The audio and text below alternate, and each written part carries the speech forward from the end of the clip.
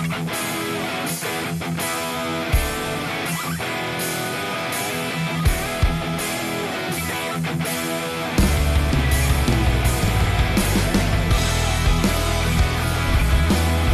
is up, guys? MACABESPEED coming at ya. Finally getting into the Deanna Storm Chaser hybrid conversion, including the transformation from 177 caliber to 22 caliber with interchangeable barrels. Let's get right into this, guys. If you're a fan of the channel and subscribe, you would know that the steroid Stormrider is making significantly more power than most other 177 rifles in its price point, you know, or to be honest, pretty much in general. 177 kind of tops out at that 25-30 foot-pound range, and this is right up in there at the top of that power class. This, on the other end of the spectrum, as tested, was a less than 7 foot-pounds of energy CO2 22 caliber entry-level air rifle, and honestly the most valuable pieces of it to me personally are the barrel and this breech, which converted to 22 caliber. This Stormrider here, I do believe, is going to be similar enough in most respects to make a direct swap between the Chaser to the Stormrider and change the caliber in the process. Let's get right into this.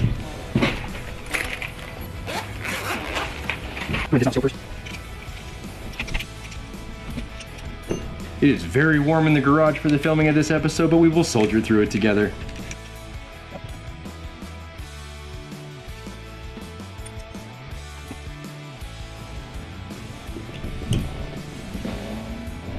Now that we've removed the stock, we can go ahead and set it off to the side. Probably go ahead and set the entire Stormrider action here, minus its stock, off to the side as well.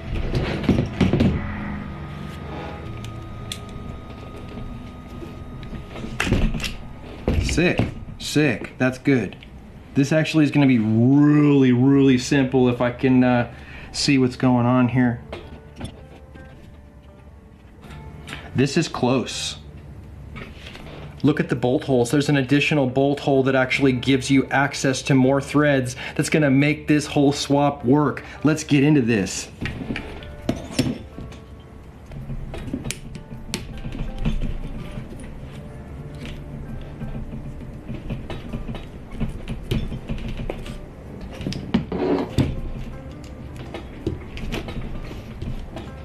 Cool. Barrel band. Barrel band. Fill probe, removed. This is going smooth. It never goes smooth for me. Man, I shouldn't speak too soon. I feel like the best way is just going to be to remove the entire breech complete 100% right here by pulling these two screws as well as the screw in the center of the breech. You'll be able to access that breech by actually cocking this rifle and going ahead and seeing that there is a fastener in that mag well. It's kind of one of those do as I say, not as I do things. If you do decide to work on an air rifle with a charge on it, do be careful because you can set this thing off inadvertently.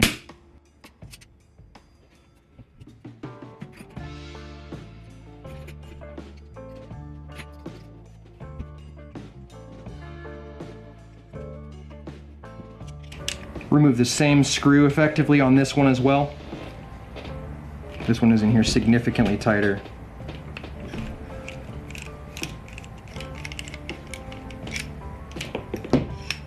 Cool, super cool. Okay. Now I do know behind this back fastener, guys, and behind this plate here, that's gonna be your hammer spring.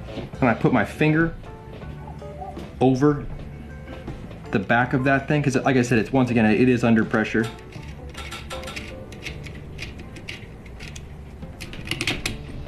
Remove the fastener. Hammer spring and hammer spring guide come out with the back plate. Ah, sick. Super good. This should also pop off. Oh, it does. It so does, dudes. Look at that. It never goes that good for me. Ah, I love it. I love it. They look identical as far as the bolt spacing now. This is gonna work, guys. This is worth weathering it out in the heat, sweating it out. This discovery right here, it's a discovery for me because it's new to me, right? This is worth it for me. This is cool. Go ahead and put my finger over the hammer spring for the Chaser as well. Honestly, I'm glad that we make these discoveries together, because this is how the entire community can learn from one person doing an experiment.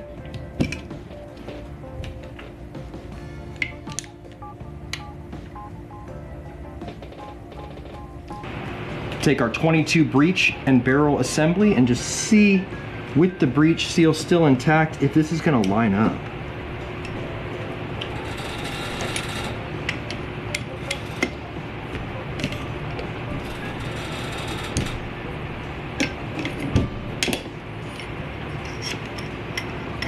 Go ahead and start by aligning the barrel band.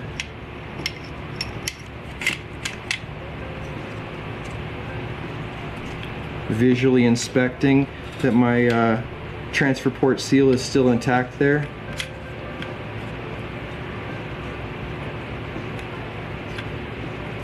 This should kind of just slip on, right? And one would think.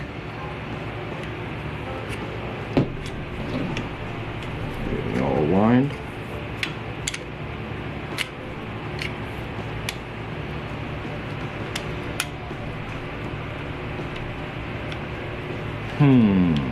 What is not right here?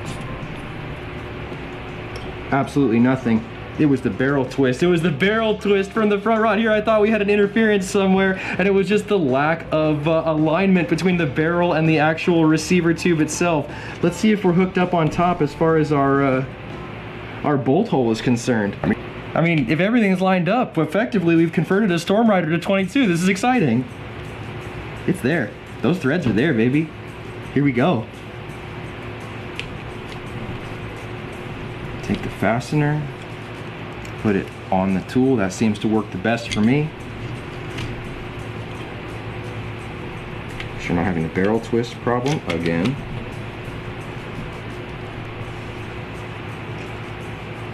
Give it a backwards turn first to kind of seat the threads correctly.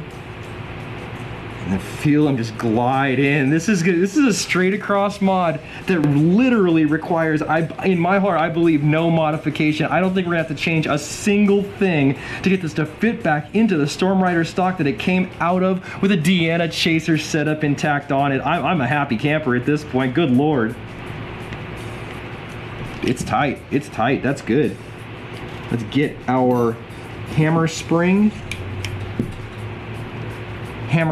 guide, custom milled spacer, and flipped backwards hammer spring cover. That's a recess, that's a flat. You get a little bit more tension if you flip it backwards. It's kind of like a throwback to the guys who used to flip their air cleaner upside down, get that much more airflow into their carb, right? If you know what a carb is, drop a like right now for being in my age bracket.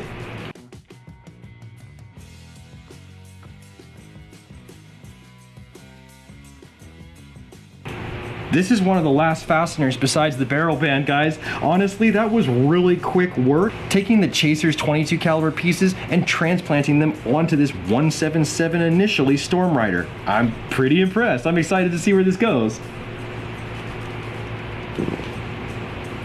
I don't know, that seems legit. Give her one more, you know, quick dummy check. Yeah, I like it.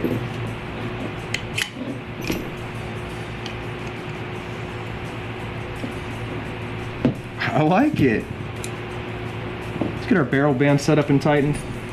Now when it comes to barrel bands, I like to have them as far forward as I physically can, just so that I can have the absolute most distance between the 2 points of connection. What does that give me? That means that I have the most possible length of my barrel supported, as opposed to the most possible length of my barrel cantilevered out to just weeble wobble with the harmonics, right? So in my mind, if I have a barrel band close to the end of the muzzle, it does me more good. I'd say before we go any further, this really deserves a dry fire.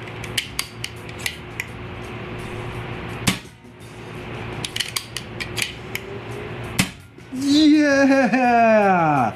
Dudes! We legitimately stole Deanna Chaser parts and put them on a Deanna Stormrider 177 platform. I'm so excited. I gotta get the stock back on. I gotta just get this thing complete. I'm excited now. Oh man, little kid in me.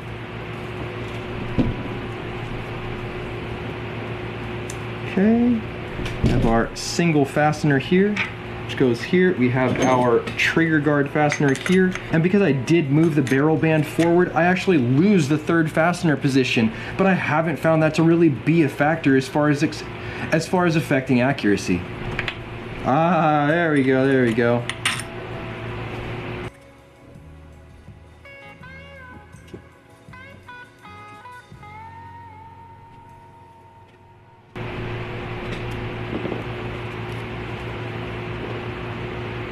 Looks good, feels good. Because this is the Chaser barrel band and not the Stormrider barrel band that we have been working with, I haven't gotten around to quite removing the top of this sight piece right here, but we can go ahead and take care of that as well.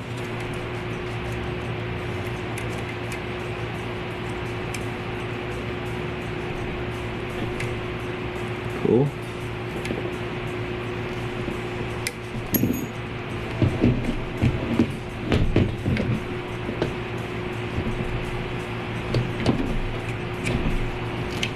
Slides off. Easy peasy. At this point, guys, the transformation is utterly complete on the Stormrider side, minus the optic, which we'll take care of in a later episode. Let's go ahead and put the pieces, the ragged pieces at this point, of the Deanna Chaser back together with that full-length 177 barrel. Go ahead and take our breech assembly here with the still intact transfer port seal once again. Set it directly down on the action.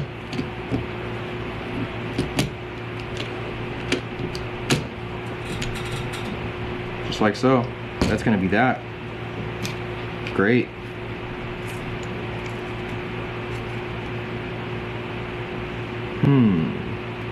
It's like, which way does this go? All right, you have to check it out. Let's look inside the stock and see which way that little half moon goes. If you look inside the stock, it looks like the half moon, the round portion, is actually facing down. So in our case, it's correct at this point with the half moon section facing upwards.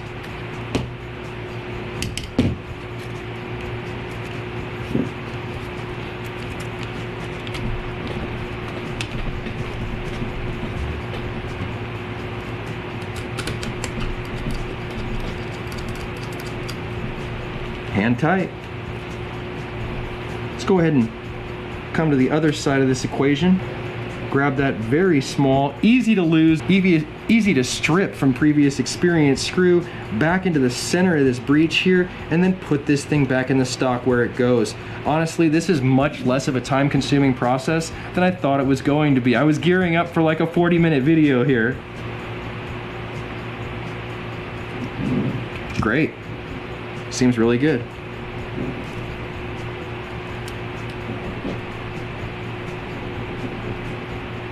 Not too tight with these. These aren't like ultra high performance race car F1 machines. It's literally just a CO2 air gun.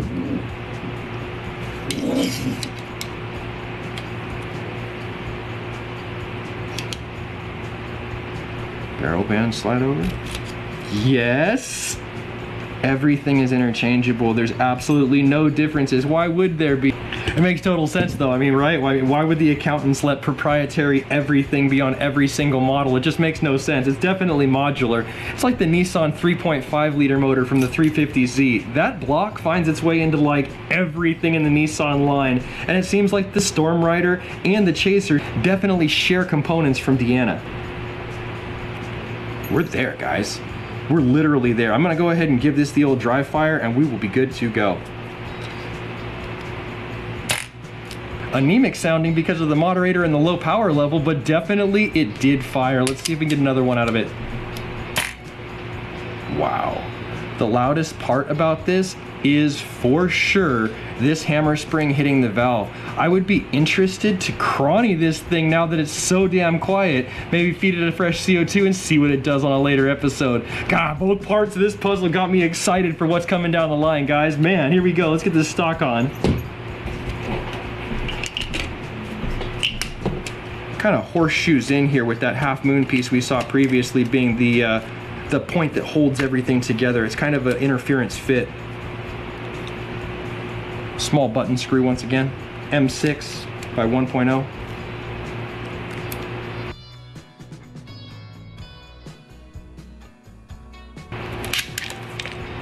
Stupid safety, good lord. Safety third, safety third. No, really, safety first, but you know what I mean.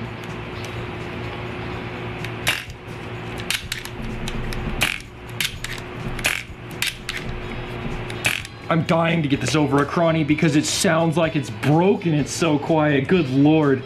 Definitely going to be something to be looking for in a future episode, guys. Seems to be a great place to end today's episode, but if you like this episode, give it a thumbs up. If you want to see more content like this, make sure you subscribe for more with that notifications button so you can stay current on the channel as well as when new videos come out. If you really like this video, make sure you share it so somebody else can see it, and I'll catch you guys in the next one.